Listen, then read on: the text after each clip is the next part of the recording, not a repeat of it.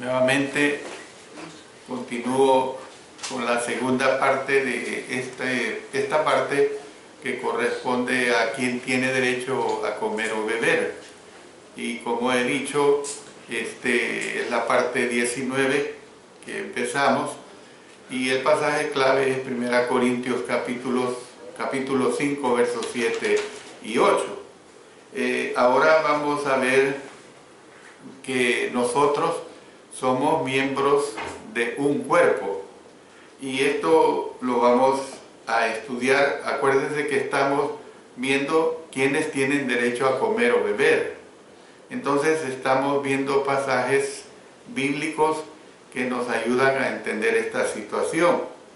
Vamos a ver esta parte en 1 Corintios capítulo 10, versos 16 y 17. Allí nos dice el apóstol Pablo: la copa de bendición que bendecimos no es la comunión de la sangre de Cristo. El pan que partimos no es la comunión del cuerpo de Cristo. Siendo uno solo el pan, nosotros, con ser muchos, somos un cuerpo, pues todos participamos de aquel mismo pan. El apóstol Pablo escribió que un cuerpo, vamos a ver citas bíblicas referentes a esta declaración de un cuerpo. Vámonos a Romanos capítulo 12 y el versículo 5. Específicamente, miren lo que dice acá. Romanos capítulo 12 y el versículo 5. Dice: así nosotros, siendo muchos, somos un cuerpo en Cristo. Póngale cuidado a esto. Somos un cuerpo en Cristo y todos miembros los unos de los otros. Vámonos ahora a 1 Corintios.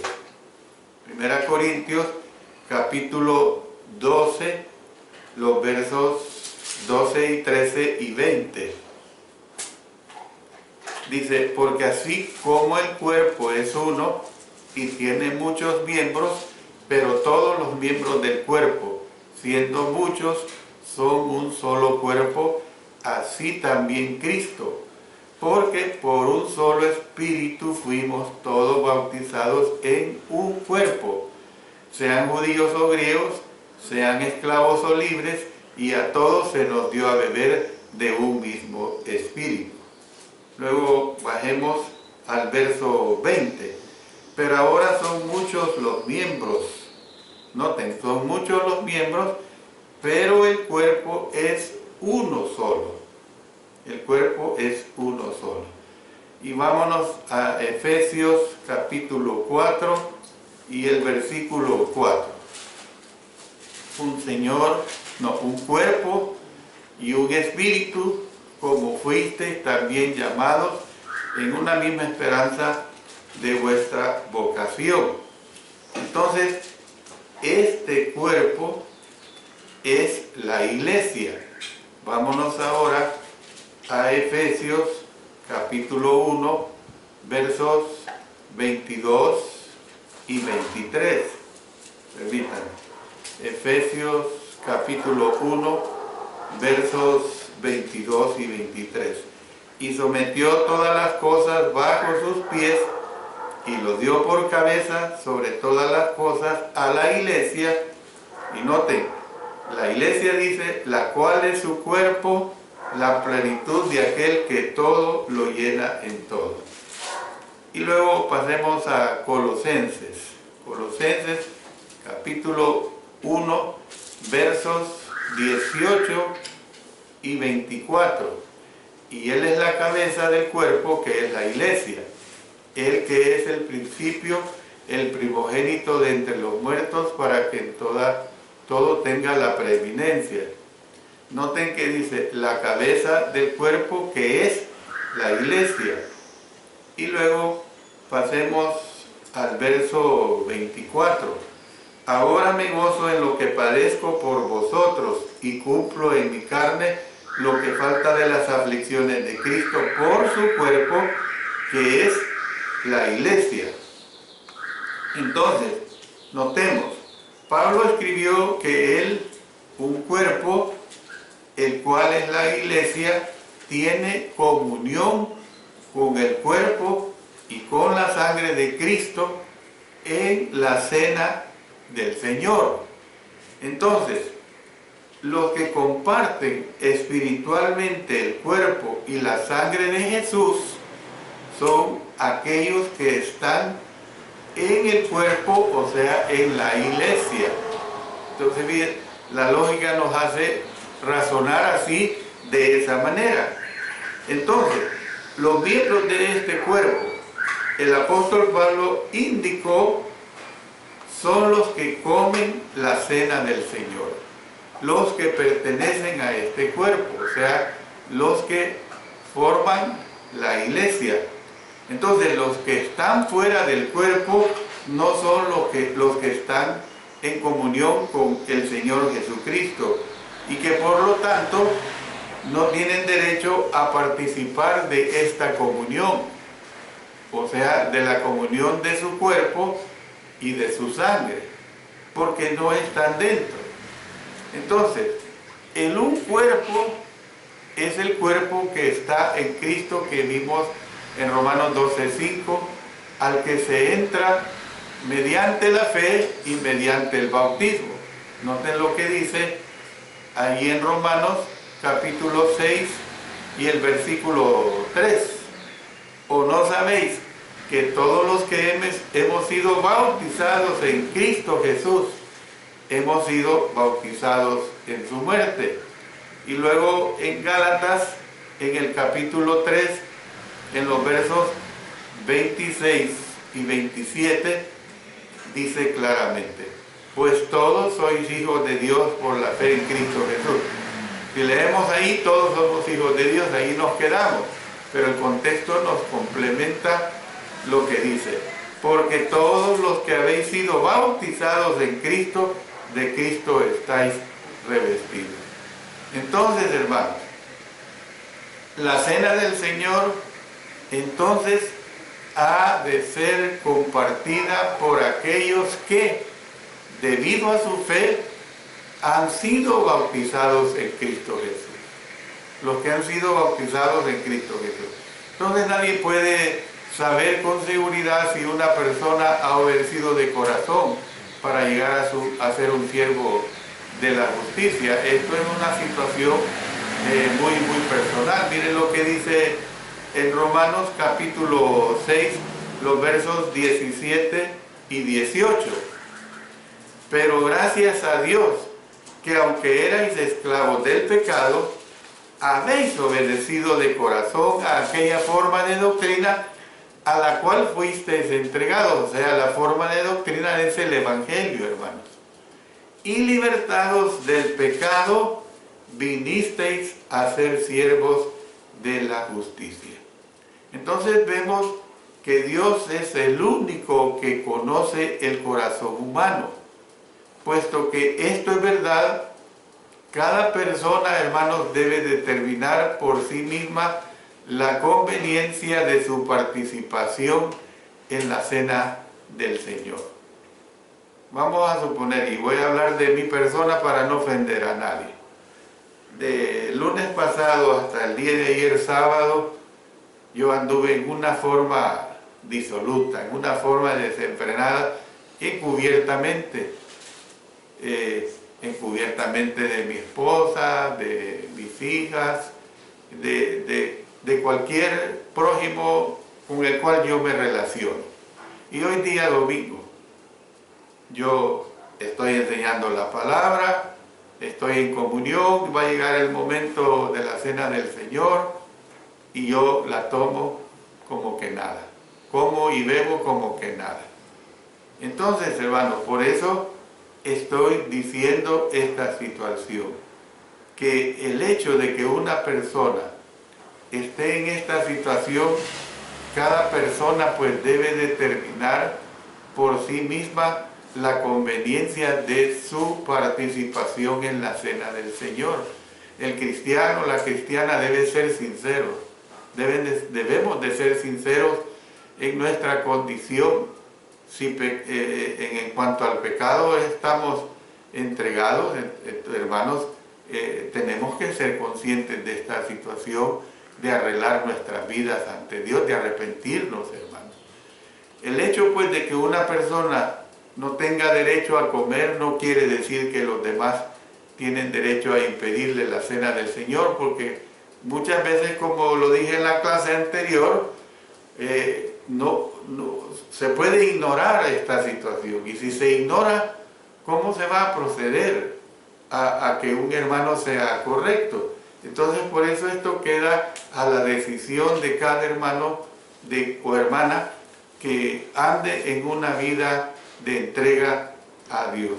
Cada persona, hermanos, ha de examinarse a sí misma y basada en ello ha de participar de la comida conmemorativa de Jesús. Mire lo que dice en 1 Corintios capítulo 11 y el versículo 28.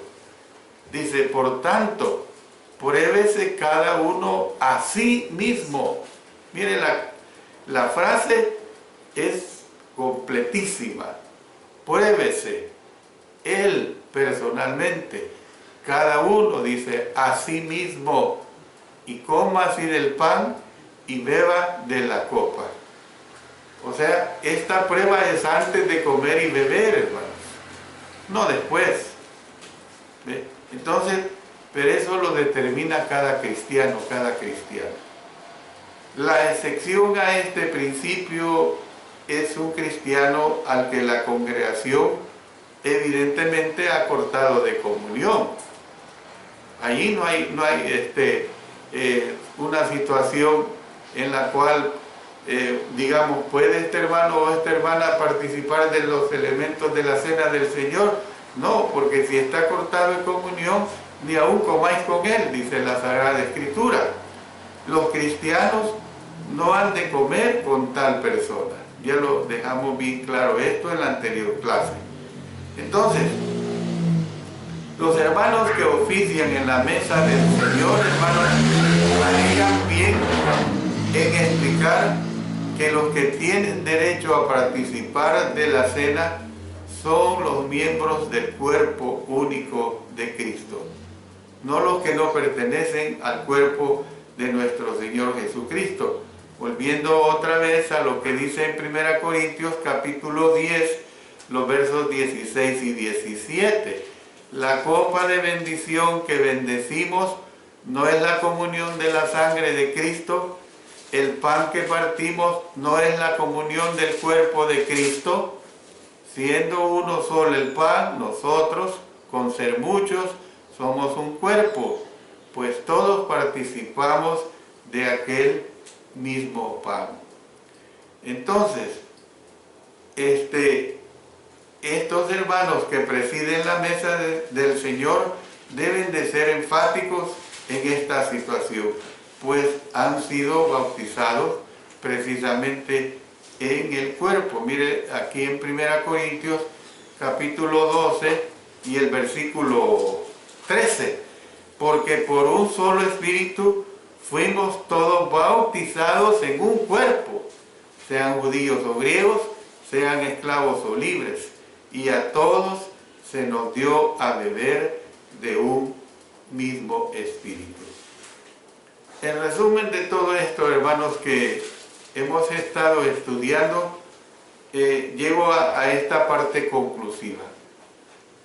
Algunas iglesias, es decir, creen en la comunión cerrada, una práctica que permite tomar la cena del Señor únicamente a los que forman parte de la membresía de la iglesia y que están bien con la iglesia. Algunos limitan la cena a los miembros de la congregación local, o sea, llega un hermano, un cristiano, miembro de la iglesia de Cristo, pero se reúne en X congregación. Algunos pueden decir, no, este es miembro de aquella congregación y no puede tomar la cena del Señor. Solo la debemos tomar los que somos miembros de esta congregación, eso es ir a un extremo. por haber circunstancias, los cristianos, a través de ir y de venir de nuestra vida, viajamos a diferentes lugares. Y entonces pues necesitamos estar en comunión con la iglesia en el lugar donde estamos. Y evidentemente pues siendo fieles cristianos o cristianas, tenemos el pleno derecho de tomar los elementos de la cena del Señor como se debe.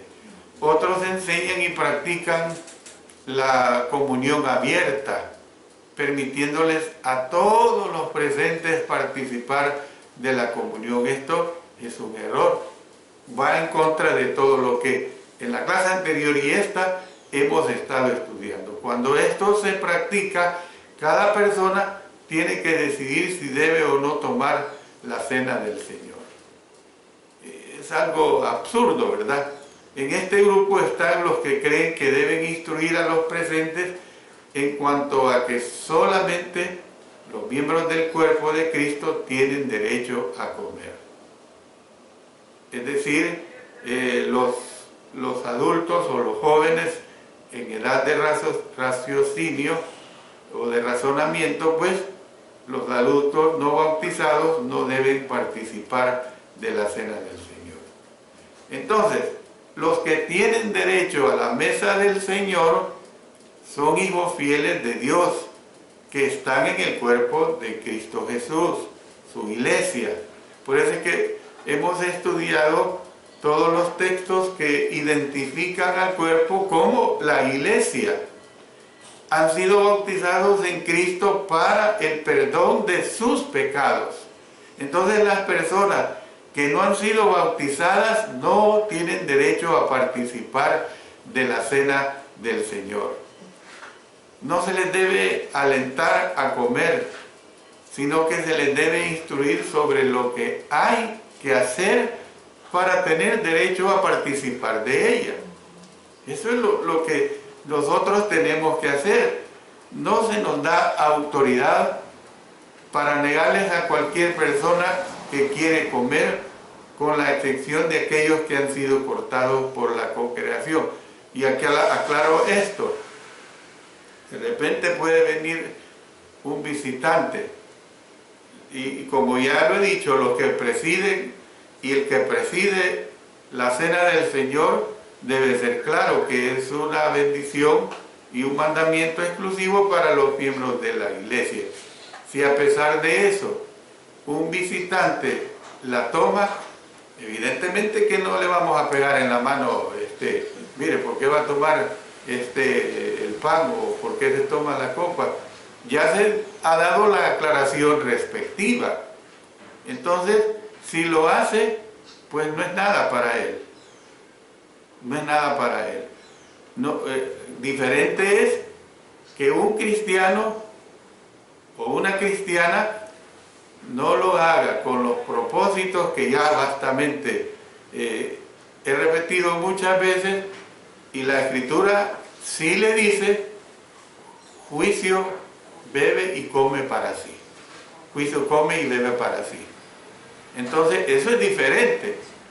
El caso de que yo lo haga indebidamente, que cualquier cristiano o cristiana lo haga indebidamente, que su mente se vaya a vagar a la playa, al problema de trabajo, al problema de que no tiene para comer, un montón de cosas que pueden venir.